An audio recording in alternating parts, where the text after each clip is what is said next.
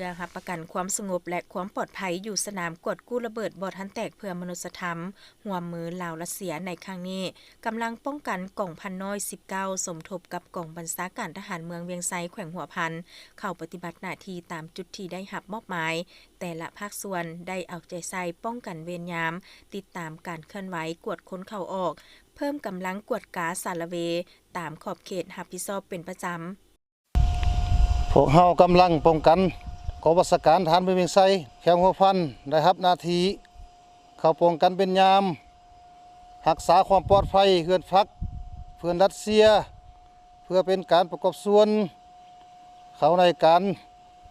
กวดกู้ระเบิดครั้งนี้ให้มีความปลอดภัยห้วยส้นห้วยพวกเฮาและจะตั้งแผนการปฏิบัติคือไล่แบ่งจุดยามออกเป็น2จุด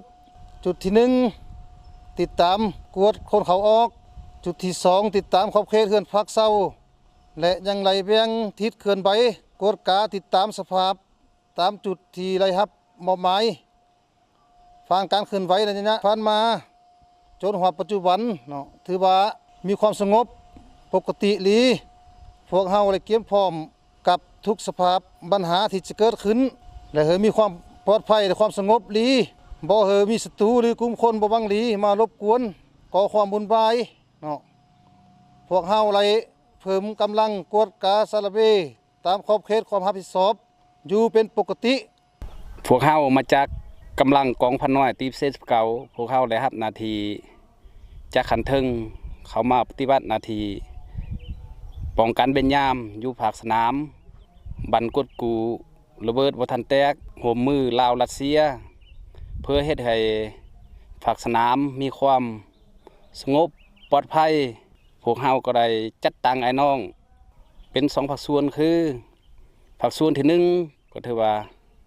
จัดตั้งไอ้น้องยามทางเข้าออกแต่ละจุดภาคส่วนที่2ก็ถือว่าภาคส่วนเคลื่อนไหวสารเวขอบเขตรับสอบเพื่อบ่ให้ศัตรูเพื่อบ่ให้คนที่บ่หวังดีเข้ามาก่อกวนวุ่นวายเพื่อรับประกันให้เพื่อนรัสเซียปฏิบัติเวียงงานได้สะดวกผ่านการจัดตั้งปฏิบัติระยะที่ผ่านมาก็เห็นเลยว่ามีความปลอดภัยห้วยส่วนห้วยในการปฏิบัติป้องกันเป็นยามผ่านมาก็มีข้อสะดวกแล้วก็ข้อยุ่งยากบางปัญหาดังนี้ข้อสะดวกอันที่1ก็ว่ามีขันทึงเป็นผู้ใกล้ชิดติดเหตุชี้นำพาในการป้องกันระยะที่ผ่านมาสรุปอันที่2ก็ถือว่าไอ้น้องพวกเฮาก็ถือว่ามีความตื่นตัวแล้วก็เสื่อมซึมต่อเวียงงานป้องกันในส่วนนี้แล้วข้อยุ่งยาก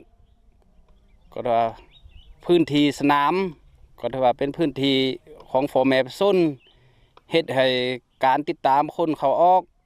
ยังพบความยุ่งยากพอสมควรระยะที่ผ่านมา